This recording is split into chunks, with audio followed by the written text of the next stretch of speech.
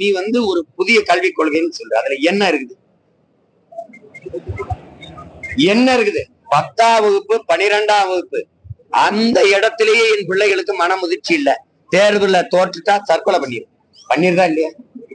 நீட்டு தேர்வு எழுதிட்டு தோற்றுவோமோங்கிற அச்சத்திலே இறந்துருது என் பிள்ளை. அவ்வளவு முதிர்ச்சியற்ற நிலையில் என் பிள்ளைகள் இருக்குது. ஏன்னா தோல்விங்கிறது இங்க பெரிய இழிவா கருதப்படுது. சமூகத்தை எதிர்கொள்ள முடியல என் பிள்ளைகளால. உடன்படித்த தோழர் தோழிகள், பெற்றோர்கள், உறவினர்களை சந்திக்க முடியாம மன உளைச்சல்ல மரண முடிவுக்கு போயிடும். வாழ்க்கையை முற்று வைக்கிறதுக்கு போயிடும். இந்த சூழல்ல நீ 3ஆம் வகுப்புல பொதுத்தேர்வு, 5ஆம் வகுப்புல பொதுத்தேர்வு, 8ஆம் வகுப்புல பொதுத்தேர்வு. 8 வயசுலதான் கல்வியிலேயே உலகத்துல தலை சிறந்த நாடா இருக்கு தென்கொரியா. உலகத்திலே முதலிடத்தில் இருக்கிற நாடு 8 வயசுலதான் என் பிள்ளைகளை 1ஆம் வகுப்புலயே சேர்க்கும். நீ 8 வயசுல பொதுத்தேர்வு எழுத சொல்ற. ஒருவேளை என் பிள்ளை தோத்துருச்சுன்னா அந்த பிஞ்சு நெஞ்சுக்குள்ள ஒரு நஞ்சு விதை விழுந்து பள்ளிக்கூடம் போறதுக்கு கல்வினாவே ஒரு கசப்பு ஏற்பட்டு அதோட அந்த வாழ்க்கை கொச்சிங்கிறமா இல்லையா? நான் கேட்கறதுக்கு நீங்க கேள்வி கேட்டி நான் பதில் சொல்றேன். நான் கேட்கறது கொச்சிங்கிறமா இல்லையா?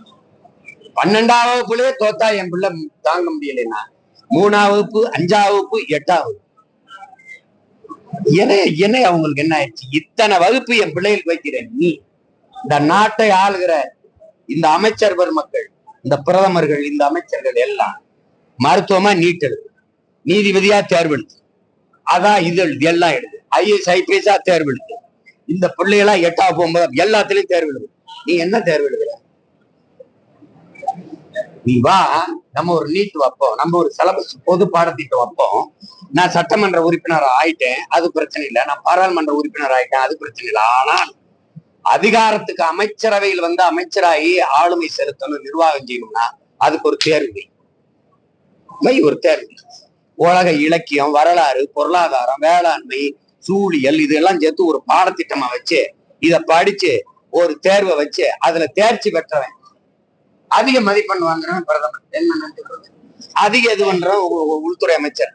அதிகமா வர்றதா அப்படி வச்சா யாராவது இந்த நாட்டுல இப்ப இருக்கிறவங்களுக்கு தலைவராக தகுதி வந்துருமான்னு பாரு. அப்படி ஒரு முறை வந்தா அறிவார்ந்த தலைமையை நாட்டுக்கு வந்துடும். நாடு மக்கள் நிம்மதியா இருக்கலாம். அப்படி இருக்கா? நீ பள்ளிக்கூடத்துக்கே போகல, படிக்கல, பார்த்து படிக்கும் போதே 18 பிள்ளை, பாலியல் பலாத்காரத்தை பாலியல் பலகாரம் அதிகாரம். நீ எங்களை சேட்டை பண்ணிக்கிட்டு இதை எழுது, அதை எழுது. செய்திகளை உடனுக்குடனும் துல்லியமாகவும் தெரிந்து கொள்ள சப்ஸ்கிரைப் பண்ணுங்க.